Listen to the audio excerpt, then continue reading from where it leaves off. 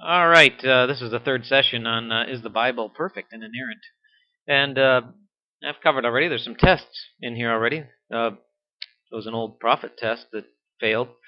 There's the Balaam Balak story where Balaam, he was a test. He was a prophet of God, and then he taught the Midianites how to conquer these Israelites. He said, "Bring your women up here, get them to bed them down, and then you'll get them to go after your gods, and and once they go after your God, you don't have to worry about conquering them because you can't conquer them on a frontal assault. Their God will fight on their behalf, and you're dead. But if you get them to serve other gods and to go astray of His law, then no problem. Their God will you don't have to conquer them. Their own God will conquer them. Yeah, their own God will kill them."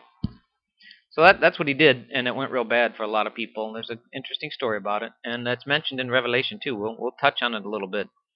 But a big question, I mentioned this before, the 13th apostle. Does Paul speak contrary to the law?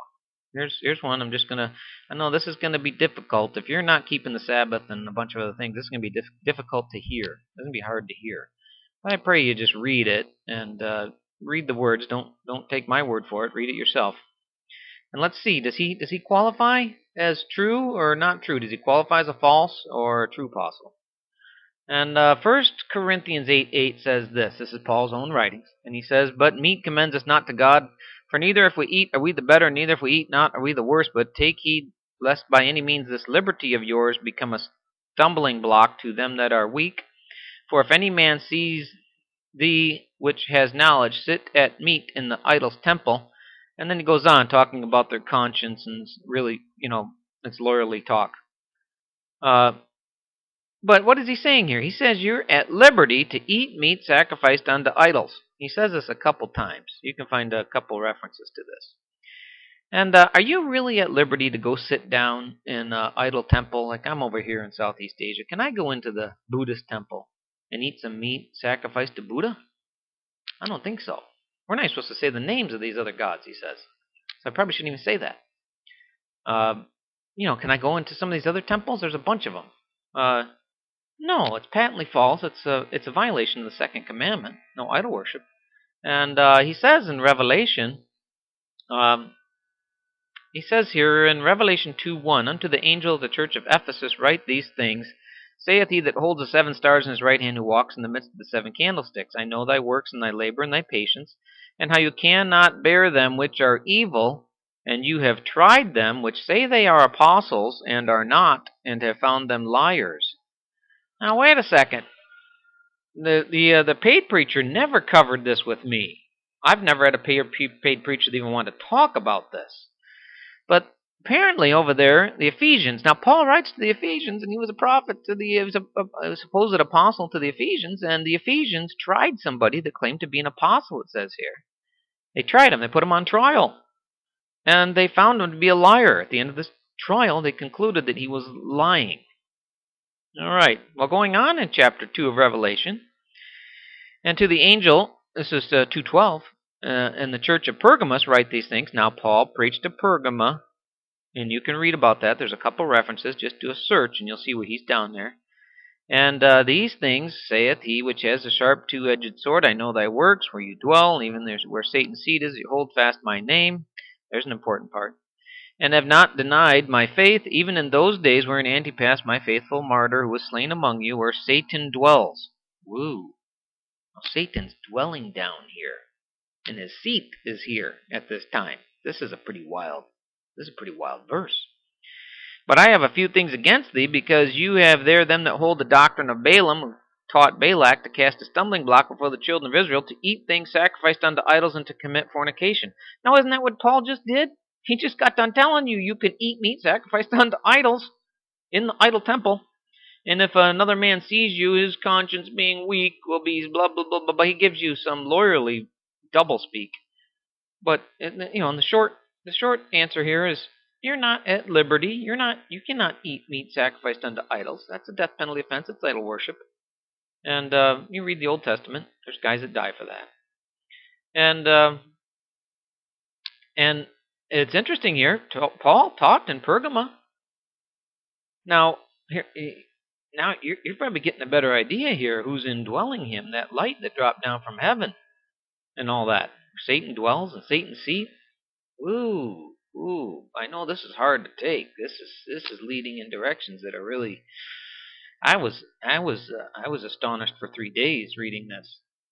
But the doctrine of Balaam, who taught Balak to cast a stumbling block, it's a stumbling block. And that's what he said up there. This liberty of yours be a stumbling block to them that are weak. The stumbling block is Paul.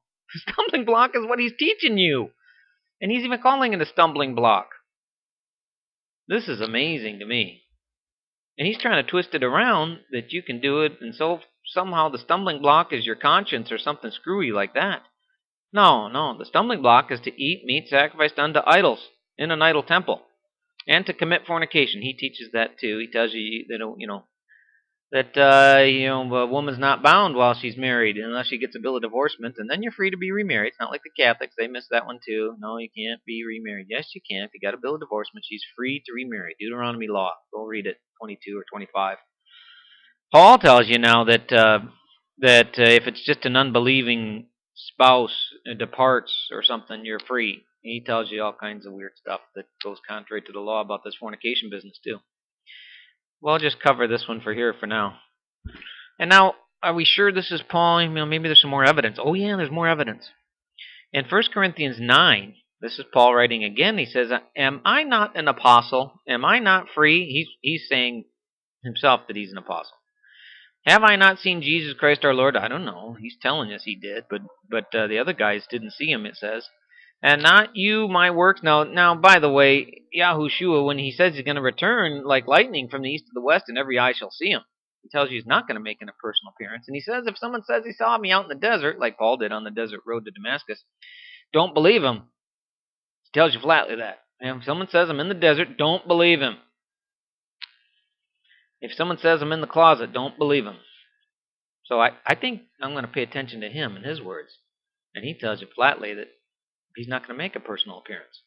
Everybody's going to see him. All right, going on to verse 2. "If I be not an apostle unto others, yet doubtless I am to you, for the seal of my apostleship are you in the Lord. My answer to them that do examine me is this." And he goes on with his answer. Now, what?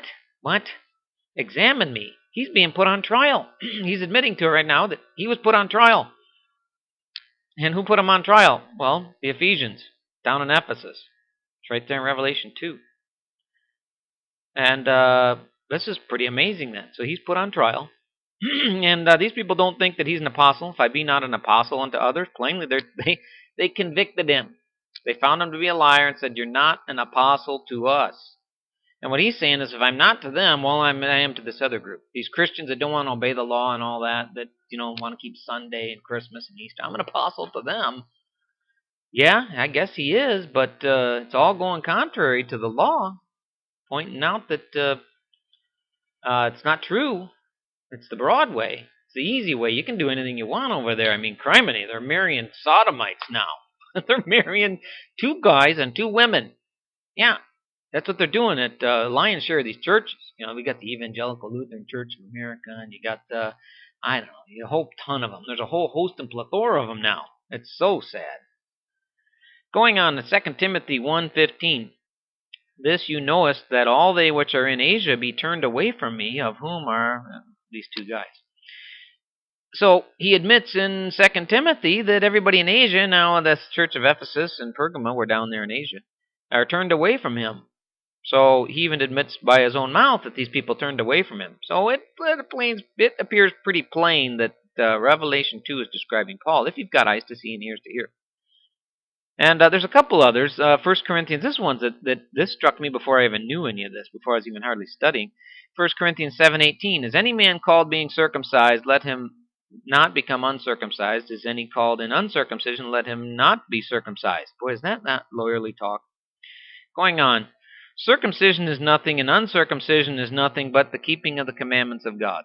I read that. Even the first time I read it, I said, now, what? That hurts my head thinking about it. One of the commandments of God is to be circumcise your son on the 8th day. And that you must be circumcised. We'll cover it here in the next verse before you can keep the Passover. Now he says, but the keeping of the commandments. One of the commandments is to be circumcised, but he just got done telling you circumcision is nothing and uncircumcision is nothing. What? This is the most confusing guy in the world to read. That's just confusion. That's doublespeak. That's lawyerly doublespeak. Circular vocution, I think they call it. And 1 Corinthians 7:20, let every man abide in the same calling wherein he was called. So if your daddy didn't circumcise you on the 8th day, then don't circumcise yourself. That's what he's saying. And if you got circumcised, well, I don't know how you can uncircumcise yourself. And what, are you going to put some skin back on there? It doesn't make any sense, does it? What he's flat out telling you is you don't got to be circumcised. Well, what's Exodus 12:48 say? When a stranger shall sojourn with you and will keep the Passover to Yahuwah, let all of his males be circumcised, and then let him come near and keep it, and he shall be as one that is born in the land. No uncircumcised person shall eat thereof. One law shall be to him that is homeborn, and unto the stranger that sojourns among you. Paul violated both of those, right? There's not one law. He's got two laws. And he tells you not to be circumcised. Yes, you do. You can't eat the Passover, and if you don't eat the Passover, you don't keep the Passover, you get cut off. Read it up there in Exodus. I cover it in the Passover series. There's a good Passover series you ought to listen to. And so, obviously, this is a blatant violation. He is directly going against, he's qualifying as a false prophet. And there's no doubt about it. When you read this, there's no... I know people, the paid preachers will try to explain this away, try to talk you out of it, but it's right there in front of your eyeballs. So now, we're going to go in the next session here about the qualifications of an apostle, and then we're going to cover what books were written by who. And there's a lot of them that somebody didn't sign, or they're claimed to be written by somebody else, and they're written by Paul. You're going to be amazed. Well, hallelujah.